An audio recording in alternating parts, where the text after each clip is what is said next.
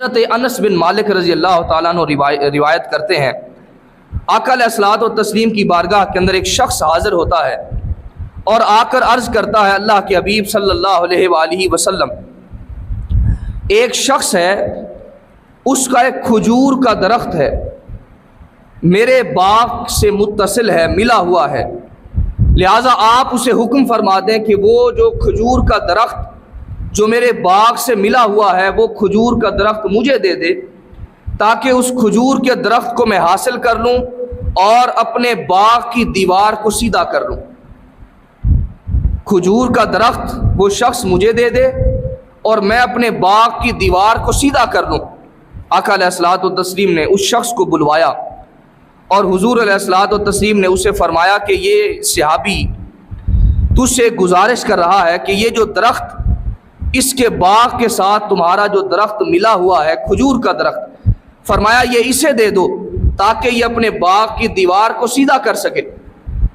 کائنات کے آقا صلی اللہ علیہ وآلہ وسلم نے اس شخص کو فرمایا، اگر تم یہ درخت اس شخص کو دے دو گے،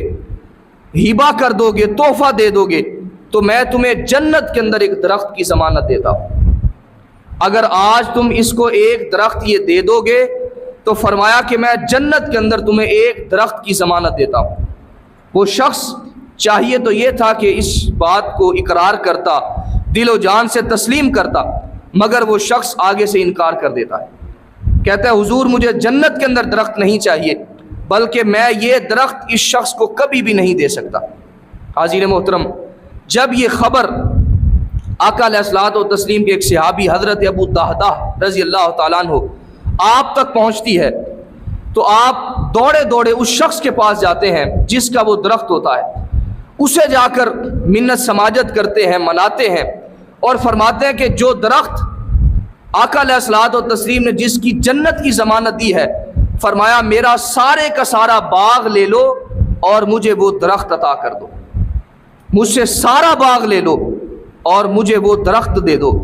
حاضرین محترم، وہ شخص اس بات پر رضامند ہو جاتا ہے اور وہ درخت حضرت ابو الدہداہ رضی اللہ تعالیٰ عنہ آپ کو دے دیتا ہے اور اس کے بدلہ کے اندر ایک باغ اس کے عوض کے اندر لے لیتا ہے۔ حضرت ابو الدہداہ حضور کی بارگاہ کے اندر حاضر ہوتے ہیں، آ کر عرض کرتے ہیں حضور آپ نے جس درخت کی جنت کی ضمانت دی تھی، میں نے وہ درخت ایک باغ بیچ کر اس باغ کے عوض کے اندر میں نے اس درخت کو حاصل کر لیا ہے۔ حضور یہ آپ کی بارگاہ کے اندر حاضر ہے،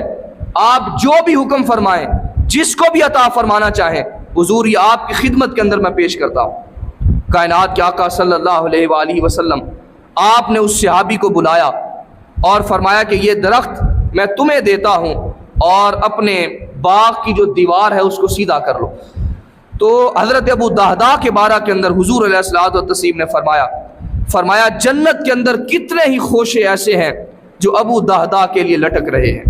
گویا اس نے ایک درخت کے عوض آج اپنا پورا باغ اللہ کے راستہ کے اندر قربان کر دیا ہے۔ فرمایا جنت کے اندر اللہ رب العزت اس کے بدلہ کے اندر اس کو کتنے ہی درخت عطا فرما دے گا۔ تو گویا صحابہ کرام چھوٹی سے چھوٹی نیکی کو بھی اگر ان کو موقع ملتا تو اس چھوٹی سے چھوٹی نیکی کو بھی حاصل کرنے کی کوشش کرتے اور اللہ کی بارگاہ کے اندر اپنا قیمتی سے قیمتی مال بھی خرچ کرتے ہوئے دریغ نہیں کیا کرتے تھے۔ اللہ رب العزت نے قرآن مقدس کے اندر ارشاد فرمایا لن تنالوا البر حتى تنفقوا مما تحبون، فرمایا کہ تم ہرگز کسی نیکی کو حاصل نہیں کر سکتے جب تک تم اپنی محبوب ترین چیز اللہ کے راستہ کے اندر قربان نہ کر دو۔ جب یہ آیہ مبارکہ نازل ہوئی تو حاضر محترم ابو طلحہ انصاری رضی اللہ تعالیٰ عنہ آپ انصار میں سے سب سے بڑے مالدار شخص تھے، مدینۃ المنورہ کے اندر آپ کے پاس سب سے زیادہ مال و دولت موجود تھا اور ایک باغ آپ کا تھا جس کا نام بیرحا تھا۔ آپ کو وہ تمام مالوں میں سے سب سے زیادہ جو محبوب باغ تھا وہ یہی بیرحا تھا۔ یہ مسجد نبوی شریف کے سامنے باغ تھا اور آقا علیہ الصلوۃ والتسلیم کبھی کبھی اس باغ کے اندر تشریف لے جایا کرتے تھے، وہاں پر میٹھا پانی نوش فرمایا کرتے تھے، حضور وہاں پر جلوہ گری فرمایا کرتے تھے اور حضرت ابو طلحہ انصاری رضی اللہ تعالیٰ عنہ آپ کو یہ باغ سب سے زیادہ محبوب باغ تھا۔ جب یہ قرآن مقدس کی آیت نازل ہوئی لن تنالوا البر حتی تنفقوا مما تحبون، فرمایا کہ تم ہرگز اس نیکی کو حاصل نہیں کر سکتے جب تک تم اپنی محبوب چیز اللہ کی بارگاہ کے اندر قربان نہ کر دو، صدقہ نہ کر دو اور اس کی بارگاہ کے اندر خیرات نہ کر دو۔ جب ان تک یہ آیت مبارکہ پہنچی، یہ دوڑے دوڑے حضور کی بارگاہ کے اندر آئے اور آ کر عرض کرتے ہیں حضور سب سے جو قیمتی باغ اور میرا پسندیدہ مال جو مجھے سب سے زیادہ پیارا تھا وہ بیرحا تھا۔ حضور یہ آیت مبارکہ نازل ہونے کے بعد میں آپ کی بارگاہ کے اندر اس باغ کو پیش کرتا ہوں، اللہ کے راستہ کے اندر قربان کرتا ہوں، صدقہ کرتا ہوں، لہٰذا آپ اس کا جو بھی حکم فرما دیں، جس کو بھی عطا فرما دیں، حضور یہ آپ کی بارگاہ کے اندر میں پیش کرتا ہوں۔ کائنات کے آقا صلی اللہ علیہ وآلہ وسلم آپ نے تبسم فرمایا، خوشی کا اظہار فرمایا، اور حضور علیہ الصلوۃ والتسلیم نے فرمایا کہ اس باغ کو اپنے رشتہ داروں کے اندر تقسیم فرما دو۔ تو انہوں نے اپنے چچا کے بیٹوں کے اندر اس باغ کو تقسیم فرما دی۔ تو عزیز محترم، صحابہ کرام کی زندگی کا اگر مطالعہ کیا جائے تو صحابہ کرام کی زندگی ہمیں ہر طریقہ سے، ہر طرح سے ہمیں اسوہ فراہم کرتی ہے، روشنی فراہم کرتی ہے، اور صحابہ کرام اس بات کو ہر انداز سے بیان کرتے ہوئے نظر آتے ہیں کہ کبھی بھی کوئی نیکی کا موقع ملے، اللہ کی بارگاہ کے اندر کوئی چیز قربان کرنے کا موقع ملے، صدقہ کرنے کا موقع ملے، تو کبھی بھی بخل کا اظہار جو ہے وہ نہیں کرنا چاہیے۔ حضرت ابو ہریرہ رضی اللہ تعالیٰ عنہ راوی ہیں، آپ فرماتے ہیں کہ کچھ نادار لوگ، غریب لوگ آقا علیہ الصلوۃ والتسلیم کی بارگاہ کے اندر حاضر ہوئے، آ کر عرض کرتے ہیں حضور یہ جو امیر لوگ ہیں یہ ہم سے سبقت لے گئے، یہ بھی وہی نماز پڑھتے ہیں جو ہم نماز پڑھتے ہیں، یہ بھی وہی روزے رکھتے ہیں جو ہم روزے رکھتے ہیں، اور یہ بھی اسی طرح معمول کی عبادات کرتے ہیں، تسبیحات پڑھتے ہیں، ہم بھی اسی طرح ہی کرتے ہیں، لیکن اللہ رب العزت نے ان کو مال زیادہ عطا فرمایا ہے، اور اس مال کی وجہ سے یہ ہم سے سبقت لے جاتے ہیں، کبھی حج کرتے ہیں، کبھی عمرہ کرتے ہیں،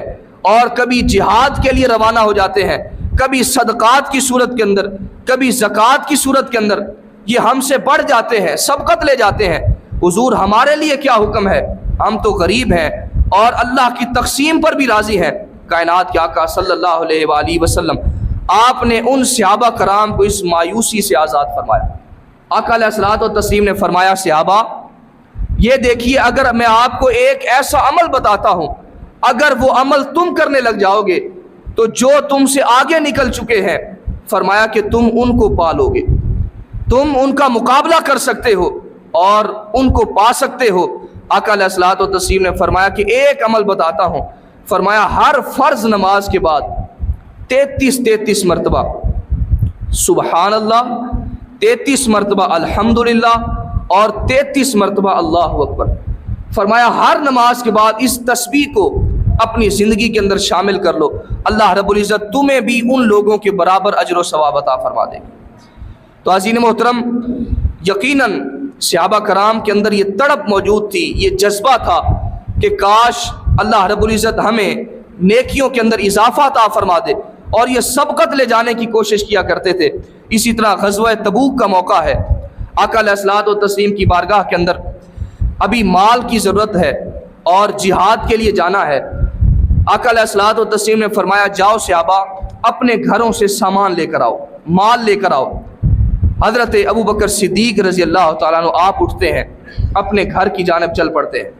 حضرت عمر فاروق اٹھتے ہیں، اپنے گھر کی جانب چل پڑتے ہیں، اور دیگر صحابہ کرام اپنے گھروں کی جانب گھر سے مال اٹھانے کے لیے،